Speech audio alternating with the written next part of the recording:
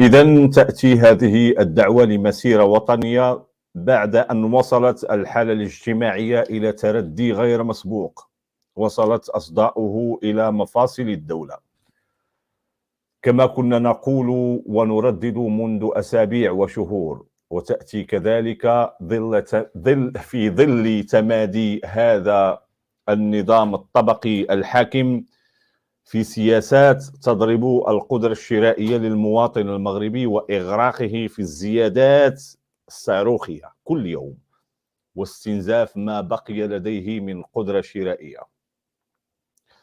ونحن هنا نتحدث طبعا عن القدرة الشرائية بمفهوم العيش الكريم، بل بمفهوم العيش كما هو متعارف عليه ثقافيا وأنثروبولوجيا داخل المجتمع المغربي.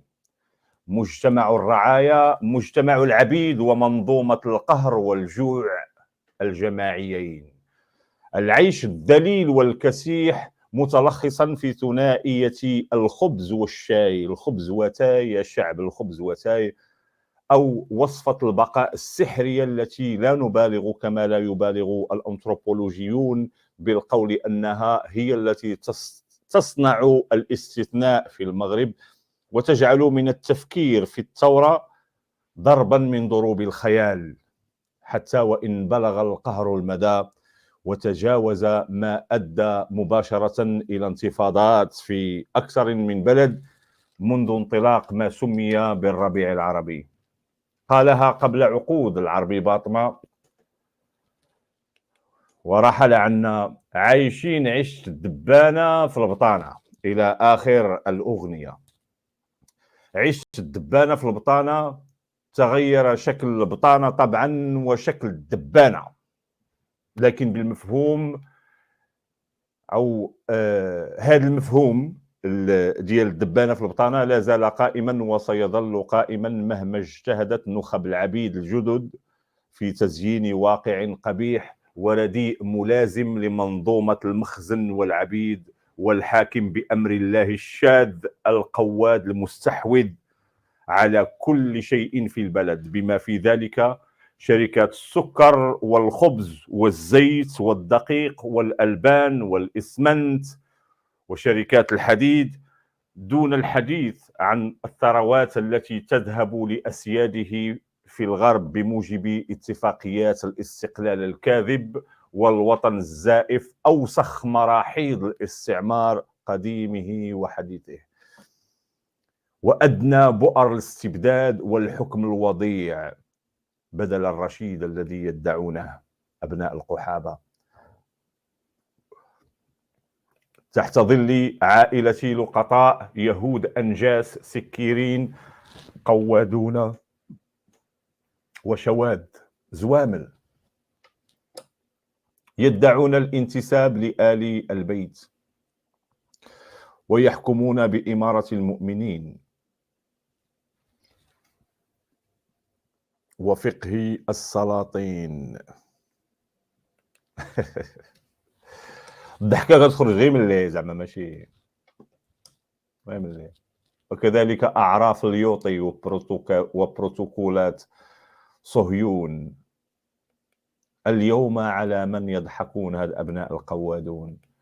ومتى سيستفيق هذا الشعب المنكوب؟ متى ينهض هذا الشعب الحقير لكي ينفض غبار الحجرة التي احتلته وغطت ملامحه بشكل غريب؟ المغاربة أين المغاربة؟ من هم المغاربة؟ شاهدنا قطعانا من العبيد والشيخات يخرجون عن بكرة أبيهم احتفالا بالأوهام بإنجازات الكرة التي تأتي بعد انقطاع طويل، كما الأمطار التي عادت في نفس الأيام كذلك بعد انقطاع طويل. وكأن الطبيعة تسخر من العبيد ومن أسيادهم وبركاتهم وشرفهم الذي لم يعد يساوي شرف مومس على رصيف التاريخ. هذا أنتم. شاهدنا جيوش بائعات الهوى ذكورا وإناثا وهم يرقصون ويحتفلون مرغمين طبعا صار الضنك والجوع ملازما لملامح هذه يعني هذه الطينة الوسخة التي تسمى المغاربة فعليا. وكما بدأ الإعلام الغربي يتحدث، فإن الجوع يحتل وجوه المغاربة ويرسم ملامحه المكابرة والمهادنة تارة والمنافقة تارة أخرى. يا ولاد القحاب، مهما كثرت المساحيق وطرق التجميل والاحتيال، تماما كما الغش في البنية التحتية والبنية يعني الفوقية، كلكم وتزيين الشوارع للبغاء والأوجه للدعارة، الميك اب. يا بلد الدعارة والبغاء المغاربة اليوم، وبعد سنوات وعقود من المهادنة واتباع مسلك الاستثناء وتلك القاعدة القذرة التي مختصرها أنه لا يجب الذهاب إلى نقطة لا عودة مع العصابة المخزنية الحاكمة أو النظام الملكي بكل وضوح. كفانا من الاختباء وراء الوهم يا أبناء القحابة. المغاربة اليوم يريدون الأكل ثم الأكل. هل يصدق أحد من المخدرين هذا؟ المغاربة اليوم يريدون الأكل. اسمع يا عالم، اسمعوا يا رخاص، يا قواود اللحم في الخليج وسماسرة الثروة في أوروبا وبيادق المخزن في الداخل، الذين يرسمون صورة البلد الاستثناء، أجمل بلد في العالم، بلد الزليج والقطار السريع والتصهين والعروبة وفلسطين والبربر القرابيز ولاد القحاب والانفتاح على أوروبا وآسيا. أنتم مرحاض مختلط، أنتم مبغى متعدد الهويات، أنتم خليط من الحثالات التي تقتات على دماء هذا الشعب الذي مل كل شيء.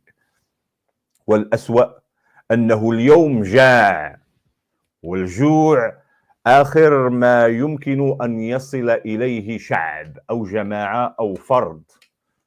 ماذا بعد الجوع أولاد القحاب؟ ماذا بعد أو ما قبل الجوع؟ معارك مع الأزمات أو مع الأعداء وأزمات وتوترات، غضب الطبيعة، كل شيء جاي لدينكم من الفوق. يجوع الشعب المغربي، مزنيا به يجوع الشعب المغربي، وهو الشعب الأكثر إقبالا على الدعارة في العالم، برعاية المخزن وبوليس المخزن ولوجستيك المخزن من الأمن والمطارات وللفنادق والمرافق السياحية والأحياء الشعبية والأوساط الجمعوية. يجوع الشعب المغربي، باعون للأوروبيين المغتصبين الذين يحميهم العفو الملكي.